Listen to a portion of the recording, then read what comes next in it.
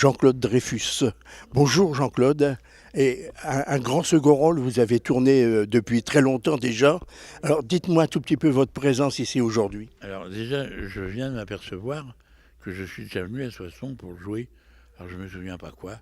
Peut-être De Vos, peut-être Mardiam le Prix. Il m'a dit c'était peut-être Mardiam le Prix que j'ai joué la pièce d'Emmanuel Darlet. J'en sais rien, mais je suis déjà venu en tournée dans votre ville et dans ce théâtre au Mail. Qu'est-ce que je fais aujourd'hui ici?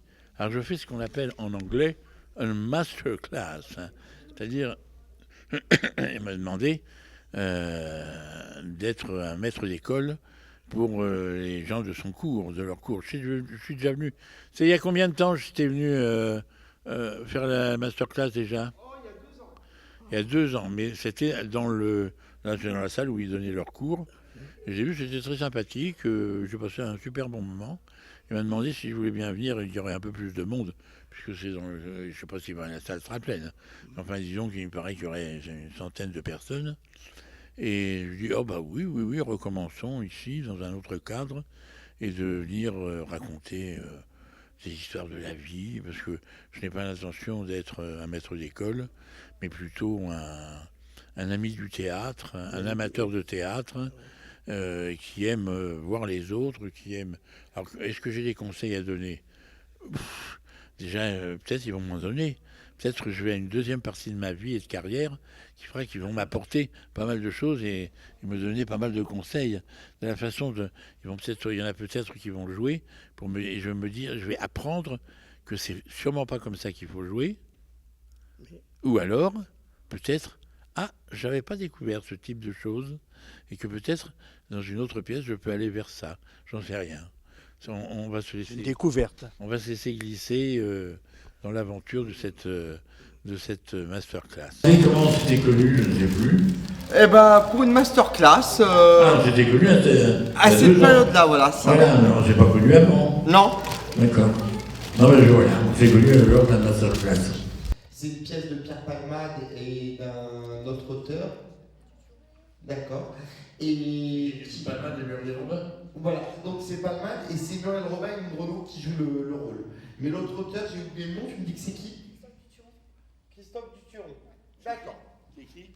Christophe Duturon. Voilà. Bon.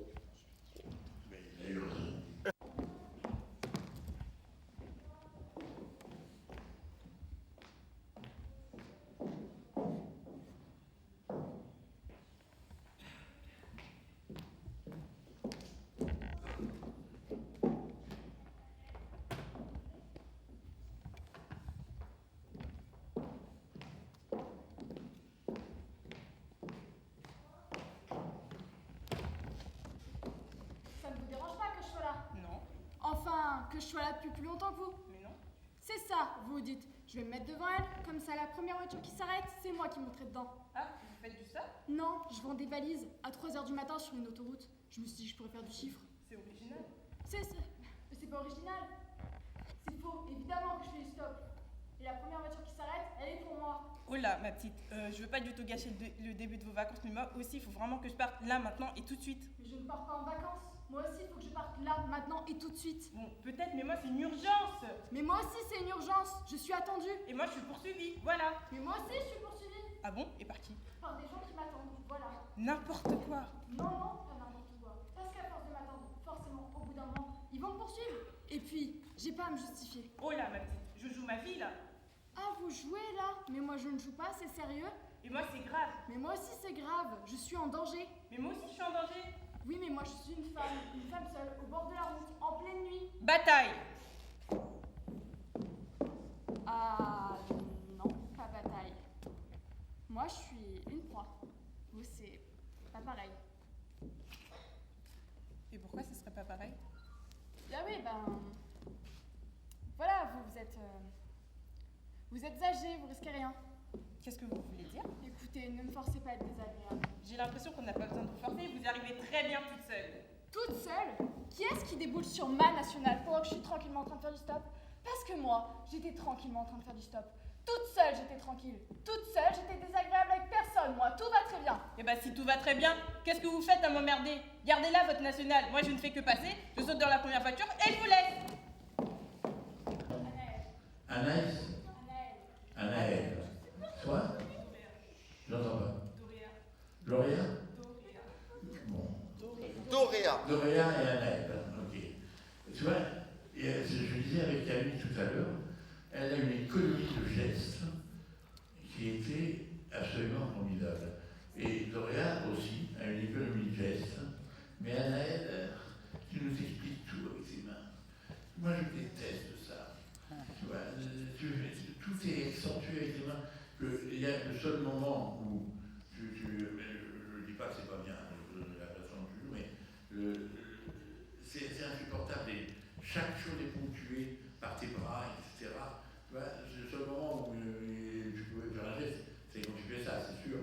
Ça, c'est le geste essentiel. Mais essayer de contrôler, ça, il faut que tu leur montres ça. Que tu leur, dans les cours, on économise les gestes, on n'explique pas tout. Chaque fois que tu parles, tu fais un geste. Tu expliques tout avec tes mains. C'est inconscient, hein. C'est inconscient. Et il faut garder la conscience de ce qu'on fait. Et toi, Doréa, nickel. Non, mais au point du texte, vous êtes bien toutes les deux. Mais moi, ça m'a dérangé de ton côté, tous ces gestes inutiles. Daisy, ça veut dire Marguerite. C'est-à-dire, c'était pas une expérience. Non, c'était ma grand-mère. Et surtout, à l'époque où j'étais là, j'ai commencé à l'époque où j'ai commencé à faire du théâtre. Je vais vous dire, vous savez, c'est l'époque où dans les cinémas, il y avait les photos qui étaient dans les vitrines. Il y a ma photo partout. Donc pour faire un petit rôle comme ça, dans le Marginal. Et voilà, oui, je suis dans le Marginal. J'ai une scène avec Roland, je ne sais pas comment il s'appelle ce merveilleux comédien. Il est mort il n'y a pas longtemps, il écrivait des chansons aussi. C'est la scène que j'ai... Oui, Belmondo, non, je ne l'ai pas rencontré, mais j'ai tourné ce truc-là, qui était très agréable à faire, très amusant, qui reste une petite scène, sinon charnière, en tout cas, un peu mythique dans ce film, quoi. Alors, vous avez fait beaucoup, votre présence surtout au niveau du théâtre, au théâtre. Bah oui, j'ai fait beaucoup de théâtre, beaucoup de spectacles, de cabaret aussi. J'ai commencé par là. Et puis beaucoup de théâtre, énormément de pièces de différents ordres, classiques ou pas classiques. Et puis mon goût et mes choix seraient plutôt aujourd'hui pour des pièces d'aujourd'hui, modernes, des pièces d'auteurs contemporains, comme Mardi à Malloprix, la dernière pièce c'est pas la dernière pièce que j'ai jouée, mais la dernière pièce que j'ai jouée, c'était Le Chant des Oliviers, qui est aussi d'un auteur contemporain, qui s'appelle Bâle, allez non, mais les pauvres auteurs, tant pis, hein. Mais c'est une très jolie pièce. Oui. Alors, nominé par contre, vous n'avez jamais été nominé? Ah si, j'ai été nominé une fois. Ah non, j'étais une fois au César et 5 fois au Molière. Mais j'ai jamais rien eu, voilà. Non, ils m'ont jamais donné encombré de leur statuette à mettre sur la cheminée. Non, c'est toujours les autres qui ont gagné. Bah, c'est pas grave, hein. J'étais nominé dans les 5 premiers, dans les 5 meilleurs. C'est pas mal quand même. Oui, c'est bien, mais enfin, je suis pas très compétition et très très concours. Hein. Même aujourd'hui dans notre société, toutes ces émissions, il faut être le premier. Oui. Je trouve ça assez affligeant quand même, parce que d'ailleurs vous voyez dans toutes les émissions un peu interactives comme ça, genre la Starac ou des trucs comme ça, c'est en général les 4e ou les 5e qui arrivent à faire des carrières et pas forcément les premiers. C'est comme à l'époque du conservatoire, moi je n'ai pas fait le conservatoire, à l'époque où il y avait des premiers prix au conservatoire, les premiers prix, deuxième prix, troisième prix, 5e prix, plus de prix.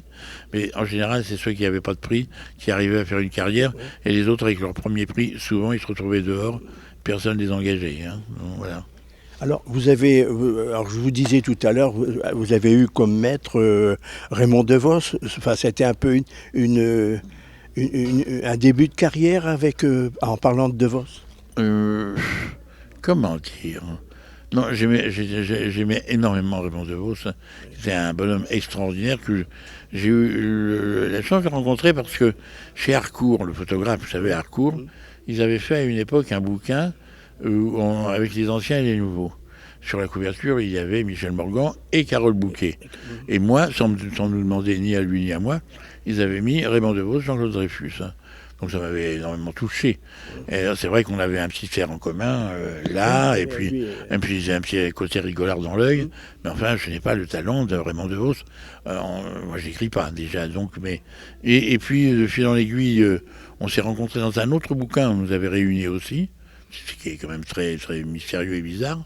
Et puis, une fois où j'étais nommé aux Molières, les Molières m'avaient demandé de faire un sketch, et je leur avais fait l'artiste de Vos, qui avait beaucoup plu, et puis j'ai pu dire au ministre de la Culture qui était en face que plouf plouf, la subvention tombait à l'eau. Donc les yeux dans les yeux. Et on s'est rencontrés, que j'ai eu l'idée de faire un spectacle autour de Raymond DeVos. Alors mon maître, je ne sais pas, ni maître ni Dieu, vous savez, mais disons que j'avais vraiment une admiration pour Raymond DeVos, et pour sa pensée, pour son écriture. Mais ce serait plus, j'aurais plus eu un comment dire, pas gourou ou maître, j'aime pas beaucoup toutes ces expressions de toute façon, mais comme quelqu'un de qui je me serais rapproché et que j'ai connu, avec qui j'ai joué, j'aurais plus été proche de Michel Serrault, par exemple. Michel Serrault, oui. Voilà. Michel Serrault, que j'ai trouvé un être absolument, un acteur magnifique dans tout, que ce soit le comique, la tragédie. Et quand j'ai tourné avec lui, on a rigolé comme des gamins. C'était un bonhomme formidable et que on a un chouïa le même parcours. Il a commencé au cabaret, moi j'ai commencé au cabaret. On est des enfants de la balle il est arrivé un peu au cinéma un peu tard, moi aussi. Voilà, et puis c'est un bonhomme qui était absolument exquis et surtout un grand comédien. Un grand comédien, oui. Alors en tout cas, c'est formidable quand même pour vous, de ce parcours. Je trouve qu'il est vraiment... Vous avez un très beau parcours au niveau du théâtre. Oui, c'est vrai, j'ai un joli parcours. Des fois quand j'y pense, puis j'y pense pas souvent, mais quand j'y pense, j'ai un joli parcours, mais ça ne fait que commencer. Je suis très jeune encore. Et une carrière, vous savez, ils sont tous en train de partir. Nos vieux qui ont une ou deux générations de plus que moi, ils sont en train de nous quitter. Donc on va avoir besoin d'un vieux. Ah ben je vais m'accrocher. On va avoir besoin de vieux. On va pas demander à des jeunes acteurs de jouer les vieux quand même. Donc non, j'ai encore un bel avenir devant moi quand même. Je vous le souhaite et je vous admire énormément. En tout cas, un grand bravo à vous. Merci d'avoir répondu à nos questions. Et puis, on va voir tout à l'heure avec les masterclass. Donc là aussi, on va peut-être apprendre quelque chose. Bon, j'espère que je ne vais pas dire l'inverse de ce que je viens de vous dire. Sinon, je vais me répéter, je vais redire la même chose en essayant que ça ait un raccord avec ce que les gens vont voir quand ils vont voir votre chaîne. Il n'y a pas de problème. En tout cas, merci de m'avoir accueilli ici à Soissons, dans votre jolie ville. C'est une jolie ville ici. C'est très beau, c'est le siège de Clovis. Oui, j'ai vu en arrivant, j'ai vu le vase. Le vase, oui. C'est cassé, il est cassé, celui-là. Voilà, et puis on va faire une jolie... Ah mais ça arrive, les gens arrivent là, donc c'est formidable. J'espère qu'il y en aura un peu plus, on va les rapprocher sinon. Jean-Claude, merci beaucoup. Puis encore, merde, bonne continuation. Ah, il allait dire merde. Dites-le, merde. Ben voilà.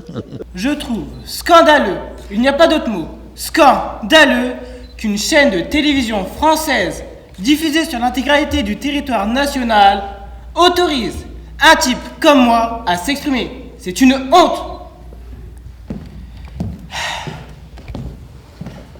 Tout le monde sait que j'ai détourné pendant 10 ans les fonds collectés de l'association humanitaire Pologne-Bangladesh.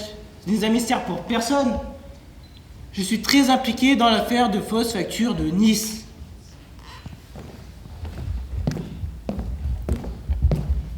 De plus, qui ignore que je suis un exhibitionniste notoire, puisque la presse entière a parlé de mon arrestation devant Sainte-Croix de Neuilly, côté cours primaire. Et c'est pas fini. Vous savez pourquoi je parle ici ce soir ? Parce que j'ai acheté le PDG de la chaîne avec un chèque de 50 millions de francs, dont voici la copie. Monstrueux, non ? Français, Française. Un pays qui laisse une ordure, je dis bien une ordure comme moi, parler sur l'une de ses chaînes, est un pays malade. Si on veut le sauver, il est grand temps de le soigner radicalement, c'est-à-dire le gouverner autrement. C'est la raison pour laquelle, si vous m'élisez, je fais le serment solennel que l'on ne me verra jamais plus à la télévision française. Plus jamais. Bravo Yannick. de rive. Mais dans l'ensemble, je trouve ça très bien ce que tu as fait.